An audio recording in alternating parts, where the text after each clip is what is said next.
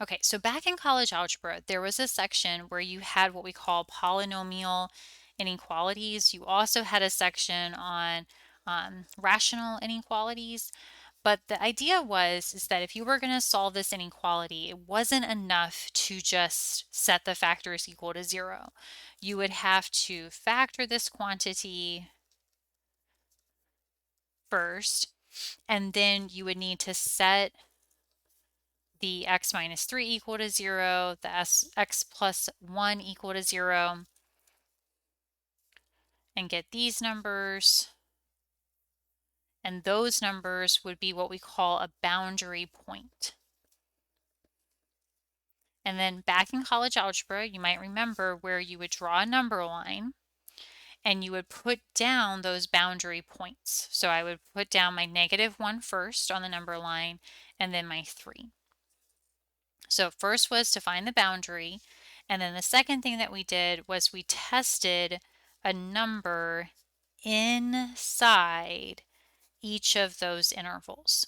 So what you would do is you would say, okay, now that I have my boundaries, I have one interval that goes from -infinity to -1, and then I have another interval that goes between -1 and 3, and then a third interval that goes from 3 to infinity.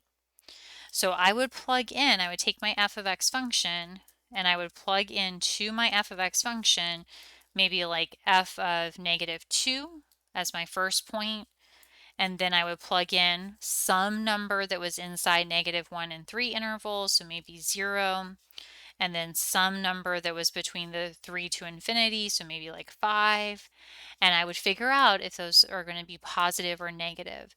So this would give us a positive, negative, positive, and then that would tell us how to solve our inequality. But again, the idea was if you had a polynomial inequality, you had to first somehow come up with these boundary points and then test a number inside. Now, remember in calculus, what we're trying to do is we're trying to solve where is f prime greater than 0, where is f prime less than 0. And those inequalities are going to give us where are we increasing and where are we decreasing. Now, the reason why I bring up this college algebra problem is because back in college algebra, you did boundary point, test a number inside when you were trying to solve f greater than 0. This inequality, though, that could just as well be the derivative, right? You can think of a function who would have a derivative of x squared minus 2x minus 3.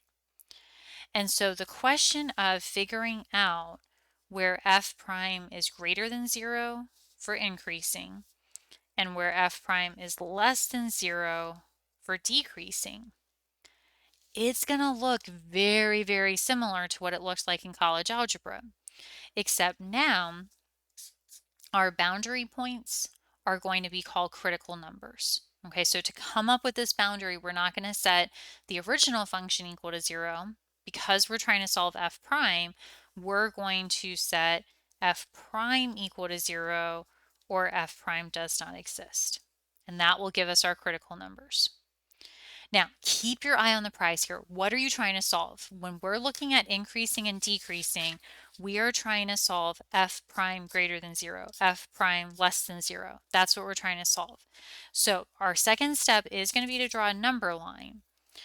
But because I'm trying to solve f prime greater than 0, f prime less than 0, I am going to plug into the derivative. So I'm not going to plug into the original function because I'm not trying to solve where is the original function greater than 0.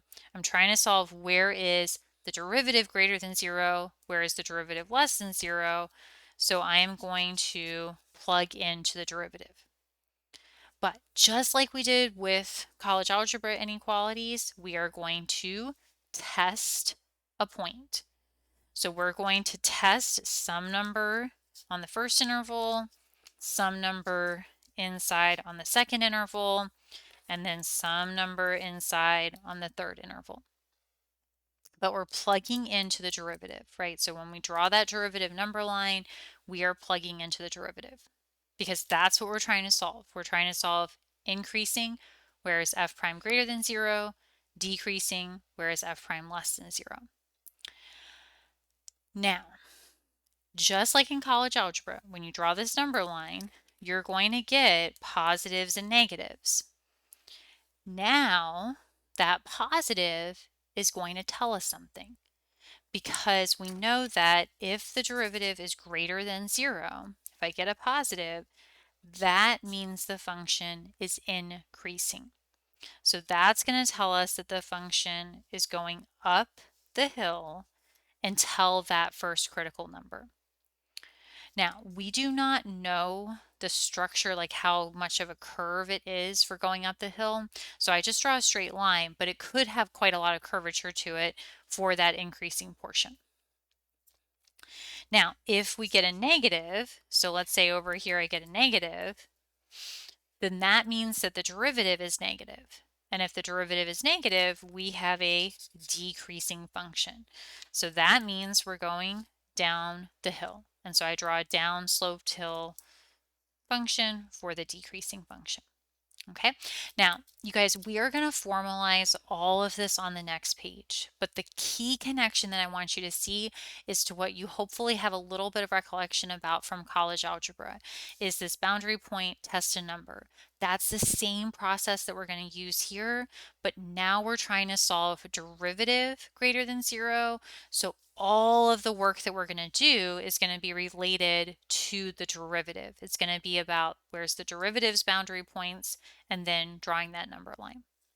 So again, it's the same process as in college algebra. It's just now that we're working with f prime. And then also remember, we always use parentheses to come up with our answer for increasing and decreasing.